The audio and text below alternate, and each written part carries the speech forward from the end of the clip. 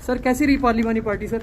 अच्छी रही पार्लिमानी पार्टी की मीटिंग। प्राइम मिनिस्टर ने कहा कि मैं अपनी ज़ात के लिए नहीं, ईवीएम मशीन और ओवरसीज़ वोट जो है पाकिस्तान और जमहूरियत के लिए ये चाहता हूँ। मेरा इसमें ज़ाती कोई इंटरेस्ट नहीं है, मैं मुल्क के लिए और जमहूरियत के लिए कर रहा हूँ और अल्लाह से उम्मीद है कि इंशाअल्लाह आज हम। सर तमाम लोग मौजूद थे, तमाम जमातों के लोग।